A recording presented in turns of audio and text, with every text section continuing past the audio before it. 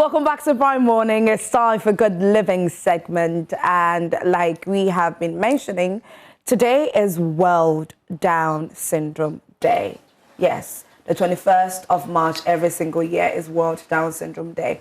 Now, you at home, you would agree with me that one way or the other, majority of us have come into contact with people living with Down syndrome. But a lot of you out there are ignorant about, the causes or, what actually happened or the reasons that some people end up having or looking not like normal people.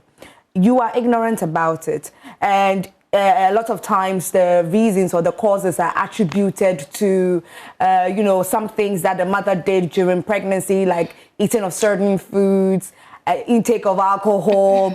Some even go as far as saying that it is a curse. Yes, some do that. Some have that notion.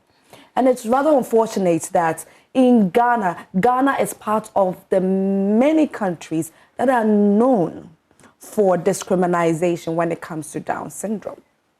It is part of, these things that the notions that we have, the mindset that we have about Down syndrome is all part of the reasons that a lot of people living with Down syndrome feel discriminated. Today is World Down Syndrome Day. What is it that you know about Down syndrome? You might not even know anything at all. You might actually be believing these myths that are associated with it. And that is the reason that we are bringing this conversation to your doorstep today. So get ready to learn. Yvonne Irama Osei, she is pediatric physiotherapist and a member of the Pediatric Society of Ghana. She is going to explain to us what Down syndrome is, what are the causes of Down syndrome, and how best people living with Down syndrome can live their best lives. And so, Yvonne, good morning. Hi, Cedria. Good morning. How are you? Fine, thank you. Thanks for having me. Oh, thank you too for gracing us, on this day. So today is World Down Syndrome Day. So viewers, it's time for you to, get your paper down and then start jotting some notes in order for you to stop discriminating people living with Down syndrome. So let's get talking. So what is Down syndrome first, in the first place? What is Down syndrome? So when we say Down syndrome basically means that someone is born with an extra chromosome. Extra chromosome, sorry. Okay. Now let me explain. So when a human being is being formed, we have something we call a gene. So the gene is the unit of hereditary. So the gene that will say, oh, you have your dad's eyes, you have your mom's ears, you have your mom's hair. So a packet of genes is called a chromosome. So the chromosomes are responsible for how a human being is formed and then how your body functions. So in Down syndrome, usually there's an extra copy of the 21st chromosome or the chromosome 21. So every child or every baby that is being formed is supposed to have 46 chromosomes, 23 from your mom, 23 from daddy. So in Down syndrome, there is an extra copy of the trisomy or the chromosome 21. That way, when that happens, it affects the way the body is formed and how it will function. So when we say Down syndrome, it means that someone is born with an extra copy of the 21st chromosome. So basically, it affects the physical outlook. Exactly. That's the only thing it affects. Not necessarily. Like I said, it affects your chromosome is responsible for how you look. Yes. How your body will be structured. Yes. And then how your body will function. So it's not just the look. Sometimes it affects generally it will affect the function, how your body will function, how you do certain things.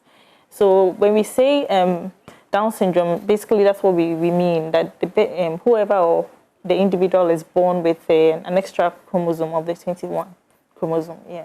Tell us about how it affects the intellectual ability.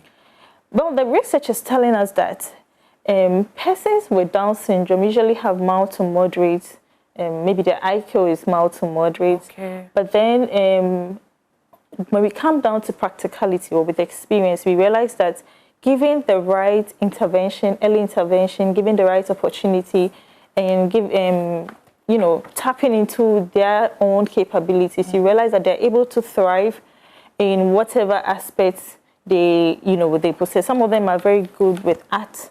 Some of them are good with beadwork. So it's not necessarily, we can't necessarily judge their intellectual capability based on academic performance. When it comes to academic performance, some of them might falter, but then when it comes to other areas, if we put in the right resources, invest in the right, give them the right support and help, most of them actually thrive. Okay. Yeah. So there have been quite, just about a few that I've heard that, okay, I've even seen it in movies, that you look at the person looks normal, but because intellectually there's a malfunctioning, it is easy for doctors to diagnose the person of having Down syndrome. How is that possible? That is quite a very complex observation. But then for Down syndrome, like I said, the chromosome is responsible for how you look. So there are certain features, physical features that seem to cut across. Okay. So it's not necessarily having someone look normal. Also, we try to avoid the term normal and abnormal because that is also discriminatory. Exactly. Yeah. So would probably just say neurotypical, what we usually see, the typical human being, what we usually see. So neurotypical should be the right word. Yes, in place of the normal and then abnormal. Neurotypical. That is exactly. Okay. So neurotypical persons like you and I have a look. And then for persons with Down syndrome, there is a set of physical features that cut across. So if you look at them, they all seem to look alike, but then eventually everyone is different. Some of the physical features are their faces tend to look flat, especially at the bridge of their noses. It tends to look flat. They have slanted eyes. The eyes slant upwards, forming an almond-shaped one. Okay. Usually when you look into my palm crease, I have 3. You probably have 3 as well, but they tend to have 1. And we don't understand the importance of the palm crease. It helps with a lot of fine motor activities. So if you have just one crease, it restricts you a bit when it comes to certain fine motor activities. They have short fingers, short ears, short necks. Most of them would probably look shorter than their other age mates. And then they tend to have very low muscle tone. So let me explain that. So the muscle tone is the amount of tension in your muscles that allows you to keep a posture. So as you're seated, is the tone in your muscle that is letting you keep your upright posture. By the way, I like the way you're sitting. Oh, thank you. As a physiotherapist, I really like the way you're sitting. So they have very low muscle tone and sometimes loose joints. So then again, it gives you an idea of how difficult performing certain activities will be for them. So yeah, basically, so the physical features that will, first of all, give you the indication or the impression that something like that might be going on. Then there is also the screening and then the diagnostic test. With the screening, so the screening will just tell the mother or the health professional if the mother stands a high risk or a low risk of having a child with Down syndrome.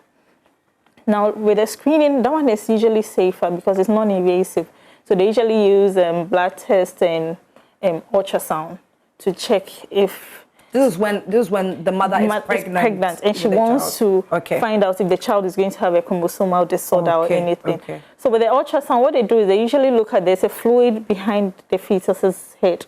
So they usually look at that. If the fluid is above a certain level, then they suspect that the child might be born with a chromosomal disorder, which could be Down syndrome. After you have gone through the screening and your screening shows some positive signs, then we do diagnostic tests. And the diagnostic tests are pretty invasive. So they look at the placenta, they look at the amniotic fluid, they look at the blood in the umbilical cord, just to check and be sure that the baby might have Down syndrome. Before you ask me if we do those things here, I was going to ask that. I'm not sure if we have. I work in a government hospital, so I'm not sure if we do that here yet. But most of us are. We are educated enough or we are knowledgeable enough to know that these screenings and my diagnostic tools are available. So for the families that request for them and they want to do those, we are able to advise them accordingly, and then they can seek these screening things or diagnostic tests elsewhere. Now, what will make a a family or a mother wants to do this is, if you, usually, according to the research, they're telling us that we see a lot of Down syndrome with mothers who are 35 and above. Not all the time. It just puts you at a higher risk of having, it doesn't mean that every 35-year-old that has a baby is going to have a baby with Down syndrome. I mean, we've seen people in their 40s, in their 50s having neurotypical kids with no other issues. So it just puts you at a higher risk of having a child with Down syndrome. So usually when you're beyond that age, you may want to check these things or ask about these things where you are guided, and then you can go ahead and do these screenings. Then you can decide what you want to do. So a woman above 35 who is yet to have a child wants to be sure if she is safe to have a neurotypical child. Exactly. How can she test? Is there something that she can do, because she's not pregnant yet? So Yeah. is it possible for her to test, to go through that? So we actually do have genetic counseling and genetic tests. So like I said, it's a chromosomal disorder. Yeah. Down syndrome is the most common chromosomal disorder we have in the world.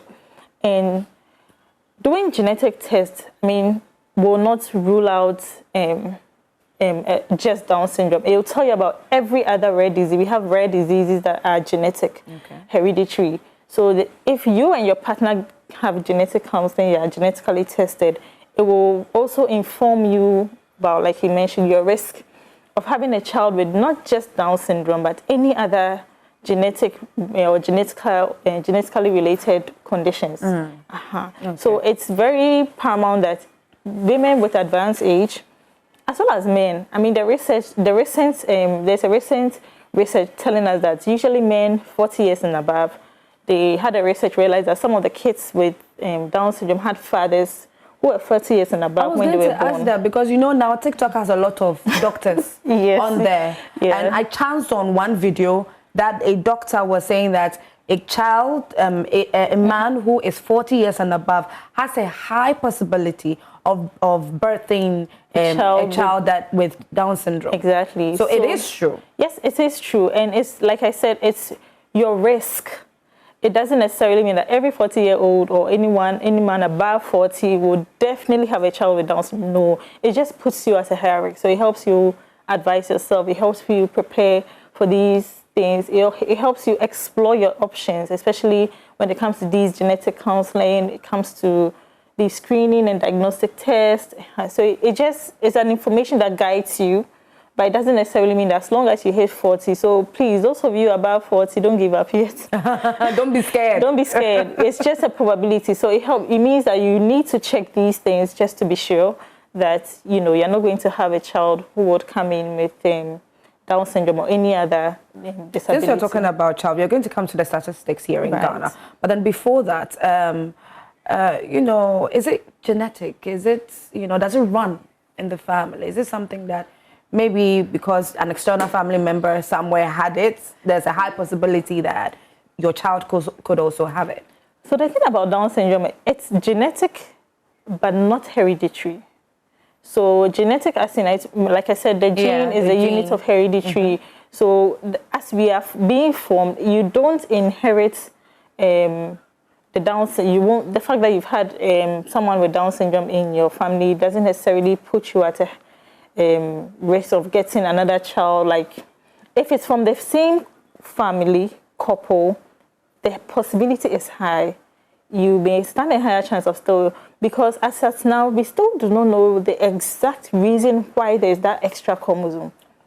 Okay. So that is how come we don't have a treatment. Exactly. You are unaware of the cause. We don't know the cause. Exactly. We don't know what causes it. We do know what happens and which results to what we see. But we know that, okay, so when Down syndrome happens, there's an extra copy of the 21st chromosome, but we do not know why that happens in the first place. So, like, if we did know, then we will have treatment, we'll have prevention. You say, okay, so don't do this and this and this. If you do this, a child will probably have it. But because we don't know that information yet, it's a bit, you know, difficult to prevent or to avoid it entirely. So these are the age, the maternal, paternal ages are some of the things we've noticed are a trend. It doesn't cut across, but then it's something we've noticed are a trend. So these are some of the things that we highlight. So it's important that we all try and work, around these information. Does the genotype of a mother and a father contribute to detecting Down syndrome in a child? At the end of the day, like I said, it still comes down to the genes. So it definitely does. So it's important that, if you're not married, you also check that. Exactly. Your genotype. You could check, especially if you're planning on getting married and having children. Yeah. It's very important you check these things because, again, your genes might differ, your husband's might differ. Because we don't, like I said, we don't really know how the extra chromosome comes about. We don't know if it's from the dad or it's from the mom. At the end of the day, we're expecting the child is going to have 23 chromosomes from each parent, and then together we'll have 46. But sometimes they tend to have 47, and we don't know who gave us the extra. The extra one. Exactly. So sometimes these things are very important. Like I said, the genetic counseling and testing is not just important for Down syndrome.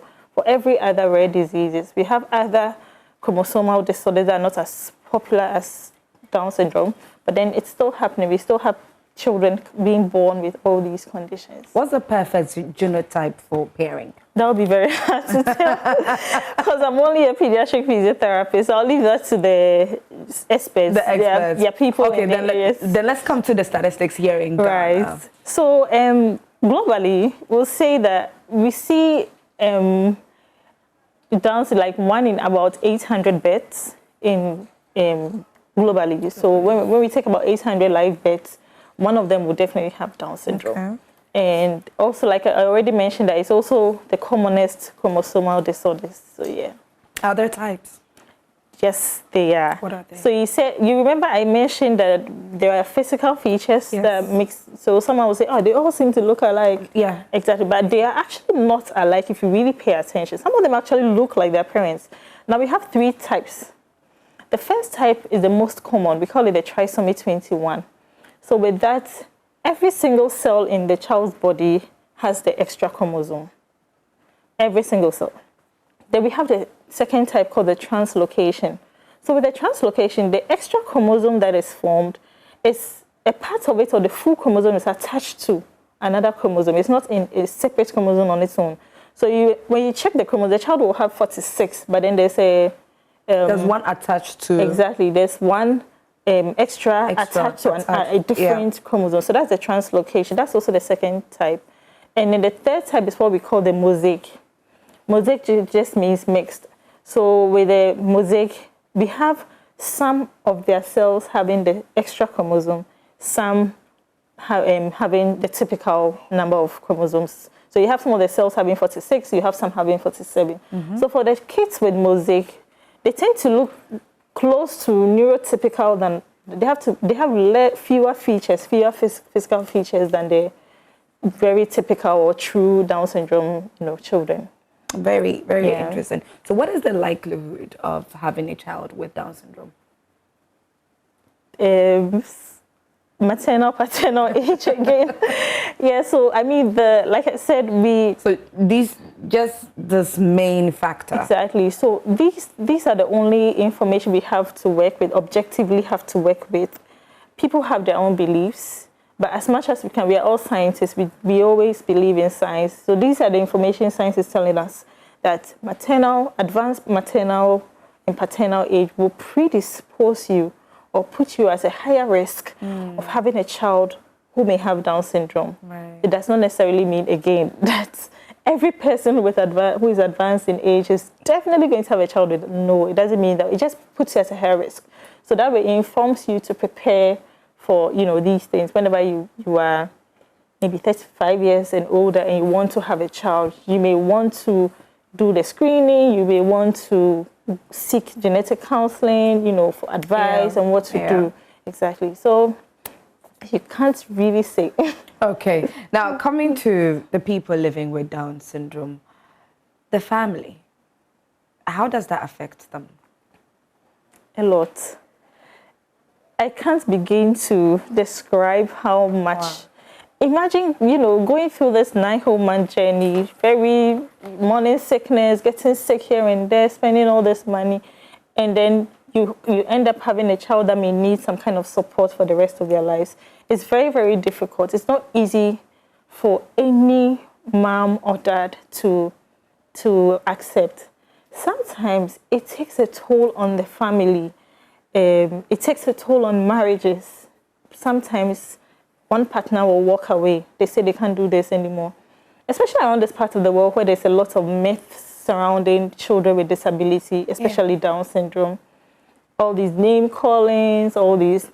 It's very difficult for some of the families. Also, children with Down syndrome, like I said, we don't know what causes it, but then we manage the condition. It's a lifelong condition, meaning it doesn't go away. It stays with them. And we need to intervene for these children in order for them to catch up on their milestones. Because of all these physical changes, they have certain delays. So we have some of them may delay in speaking or expressing themselves verbally. Some of them will have issues walking, using their arms, feeding themselves, toileting, transfers, all these things. So some of them will also have issues with, coordination, understanding their surroundings, people interacting with people and all that. So we have early intervention. You need physiotherapy, you need occupational therapy, you need speech and language therapy. So imagine a family that is not financially prepared to take up such responsibility. It takes a toll in a lot of families. Sometimes it's also difficult and we as a society do not make it any easier for the families, because there's still discrimination. Yeah. A mother is trying to bring her child to the hospital for physiotherapy. She has to sit in the church or the public bus, and then people are commenting, people are passing these comments, it's very demoralizing. So they will tend to shield it. But thankfully, there are a lot of platforms that are helping us raise awareness. And I feel over the years, we've gone somewhere now. A lot of people are understanding that these children are very special children that God has blessed all of us with. And they are amazing. Have you ever encountered a child with Down syndrome? They are amazing. They are so sunny. You are with them and you're always, they're friendly. Yeah, I can't begin to talk about how friendly these kids are, even when they don't know you. Mm-hmm. They are caring, they love people. So if we all come together as a society to give these families all the support they need, it will go a long way to help all these kids grow to their full potential so that we don't have any, challenges, and at the end of the day, everyone is happy. Everyone is happy. Exactly. Aside the centers that are available to create awareness, are there centers to aid parents? Like you mentioned, if there are families that they are not financially strong, to go through the whole process, because bringing up a child with Down syndrome, it takes a lot. It takes a lot. Are there centers like that in Ghana to help families, Well, currently, I'm only aware of the Down Syndrome Ghana Foundation. It's a big group that has brought together families with children with Down syndrome, even adults with Down syndrome. They brought everyone together, and I happen to be a member of the group. I'm not sure of any other groups, but I'm pretty sure there are some NGOs out there that are giving help to these children. One thing we didn't mention is having Down syndrome is not the only thing some of these children come with. Some of them come with adjunct health conditions. They have additional health challenges. Some have heart defects. Some of them are born with holes in their hearts and they need surgery to repair. It's a lot of money. And some of them have hearing loss. Some of them might have frequent ear infections, eye infections, So it's not a one-time thing. The support is always needed. But so far, I only know of the Down Syndrome Ghana Foundation, which you can find on Facebook.